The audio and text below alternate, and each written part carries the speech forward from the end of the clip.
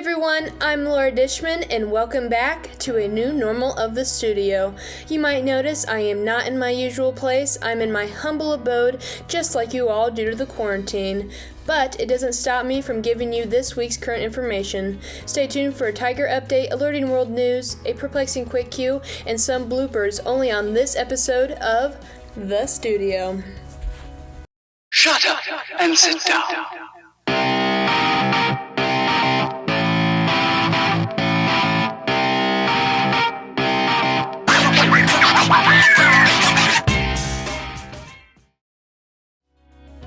The rise of child trafficking in India has been declared a prominent problem due to COVID-19.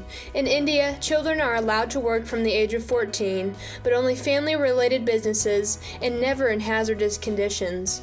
But the country's economy has been hit hard by the coronavirus pandemic, and many have lost their jobs. Millions of children have been deprived of the midday meal they used to receive at school.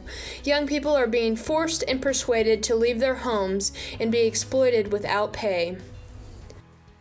According to the BBC, two of Europe's biggest economies are reinstating some form of national lockdown as the continent experiences a surge in coronavirus cases and deaths.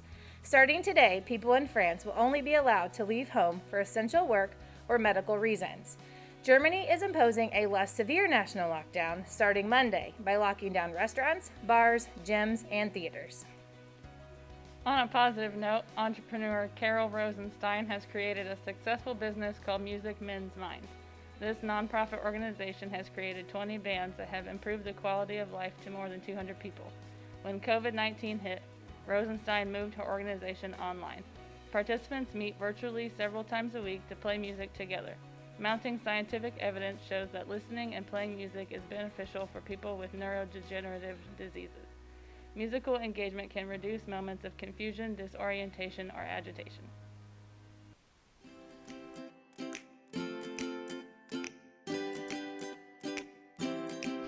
Okay, if an animal could speak, who would be the rudest animal and why? I'd have to say the monkey. I mean, monkeys always pretend to be this wonderful animal, but monkeys also throw things at you too that, you know, they're I want to look like a weirdo. Cut that one out. Scattered thunderstorm. Okay. Get your umbrellas ready because you're going to need them this weekend with scattered thunderstorm. You might want to break out those umbrellas this weekend because we're looking at scattered thunderstorms on Saturday and Sunday. But the rain will keep it cooler with highs in the low. Oh my gosh. We have expected to encounter COVID locally upon returning to school, and Nettle Creek School Corporation was made aware of a positive. Oh my gosh. Let's go again. Hello everyone, I'm Laura Dishman. I'm new to the studio and your resident senior. My specialty is radio broadcasting and podcasting, so stay in tune for what I have in store. Okay, you ready, Miss Nolan? Okay. Alright. Alright, you filming, Laura? Okay, alright. If animals could talk, who would be the rudest animal and why? A bird, because they poop on you. What about llamas? Llamas are amazing.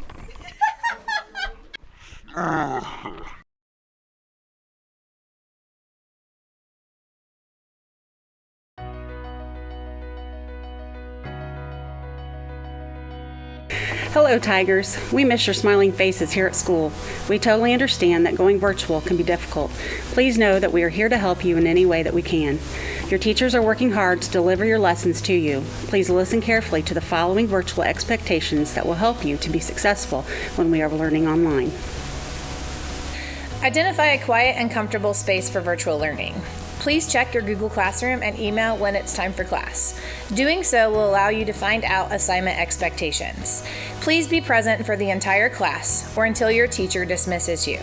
Be sure to follow all of the teacher's directions. Regarding Google Meets in your virtual classes, please log in for Google Meets. If you don't, you will be considered virtually absent unless your teacher has given you alternate attendance requirements. If you are doing a Google Meet, please leave the camera on and the microphone muted unless you have been requested to do otherwise by your teacher. This allows your teacher to know that you are present and paying attention.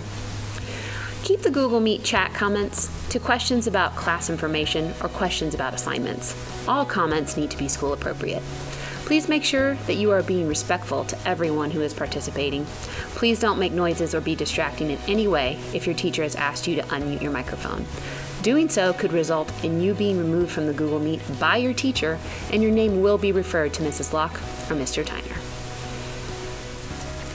In regards to assignments and schoolwork, submit all assignments by the due date. Phone calls or contact with parents will be made by teachers or school staff if student work is incomplete after the due date. Participate in virtual learning activities by responding to questions, asking questions, or providing input and working with groups. Engage in a consistent two-way communication with your teachers. This means that you need to keep in contact with your teachers by checking your emails and Google Classroom. Also, reach out to your teachers via email if you have any needs or concerns so that they can assist you as needed. Complete all of your work and submit it on time. All work will be graded as usual and counted late if appropriate. Please monitor your own progress on PowerSchool and Google Classroom to make sure assignments are completed on time. We want you to be successful. Please don't hesitate to ask questions if you don't understand or need help in any way. We are here to help you.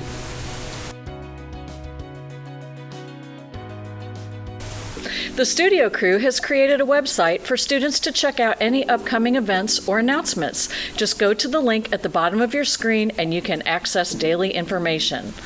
The College Board is postponing the PSAT test. Sophomores and juniors will be taking the test in January. Mrs. Rainey will have more information when it is closer to time. Interested in taking the ACT on December 12th? The final deadline to register is November 20th. Check out the website link for registration information. Email Mrs. Arnold if you have any questions. After we return to school in November, FCCLA will have Rush Week for students to gain more information about the organization and sign up at a discounted rate.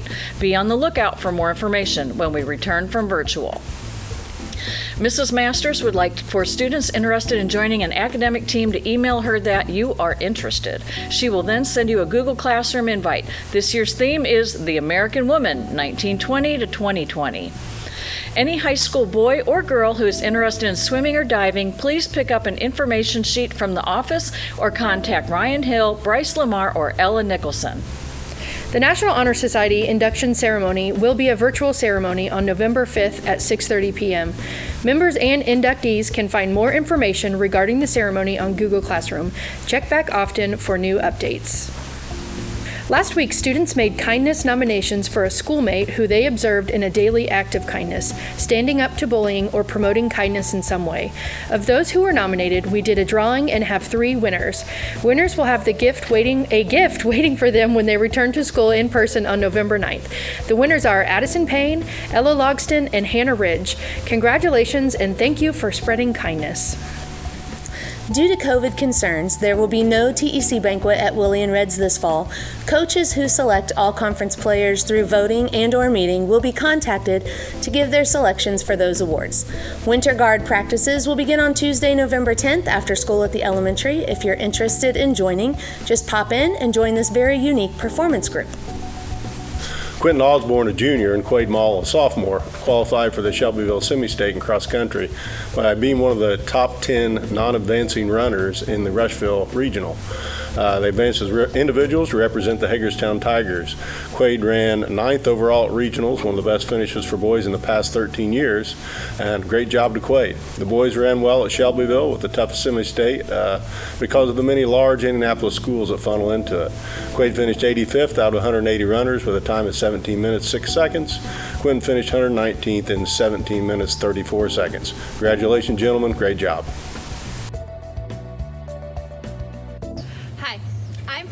And I'm here to do weather today.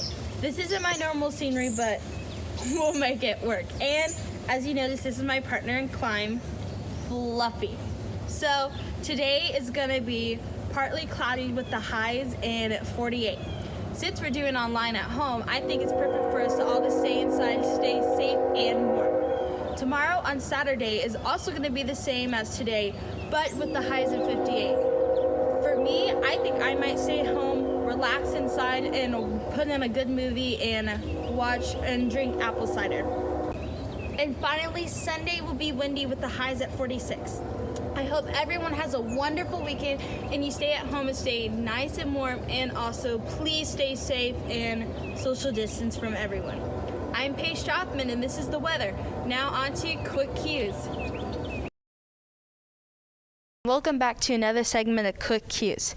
Today's Quick Cue question is, how many chickens would it take to kill a lion? How many chickens would it take to kill a lion?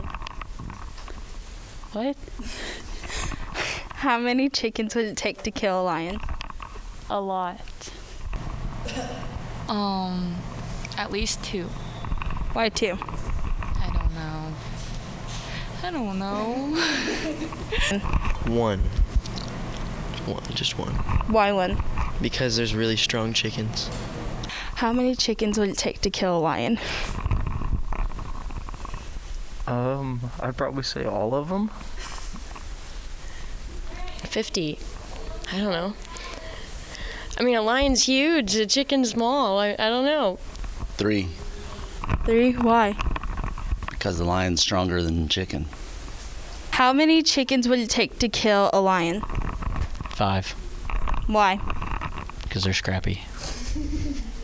A bunch. What's a bunch? 12. How many chickens would it take to kill a lion? Statistically, mathematically, or hypothetically? All of the above. To kill a lion, I'd say, depending on the breed of chicken, it'd probably take anywhere from 70 to 120. I'm going to say like maybe 30. Why 30? Because maybe if they like all group together, maybe they could take him down. I don't know. How many chickens would it take to kill a lion? 1. Why 1? Because I said so. I don't know. Okay, thank you. So you said you already knew the question and you know the answer. Can you please tell me what the answer is? The answer is 1 chicken. And why would that be 1 chicken? Because if the lion tries to swallow 1 chicken whole, it will choke on it and die. That is, yeah, that's actually right. Okay, thank you. Thank you for everyone that has tuned in for another episode of The Studio this week. I hope you all enjoyed it and are excited for next week's episode. I know this is all tough being at home and having to do virtual at home, but I know we can pull through this together. I just wanted to give a quick shout out to all our Hagerstown High School staff and say thank you so much for everything that you're doing and that we here at the studio appreciate it. And students, please do your virtual work at home and get your homework done and assignments turned in. I'm Paige Strothman and this is The Studio.